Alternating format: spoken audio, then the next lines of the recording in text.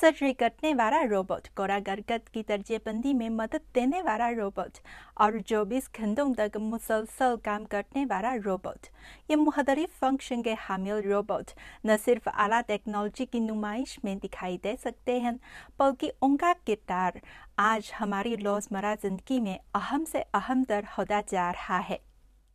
सनदी रोबोट और ख़ास इक़साम के रोबोट्स के मुकाबले में हमारी रोज़मर्रा ज़िंदगी में खिदमत सर अंजाम देने वाले रोबोट का इस्तेमाल ज़्यादा बढ़ चुका है। अगर जिन के बारे में बात करें तो हालिया बरसों में जिन रोबोटिक्स के शूबे में तेज़ी से तरक्की कर रहा है।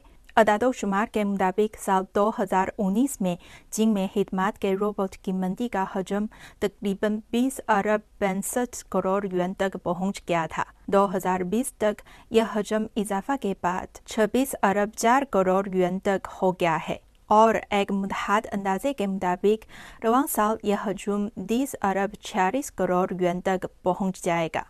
जिन्हीं लोगों की रोज़मर्रा ज़िंदगी में इस्तेमाल होने वाले रोबोट्स की तादाद में इजाफा इस उभरी हुई नई मंदी का आगाज है।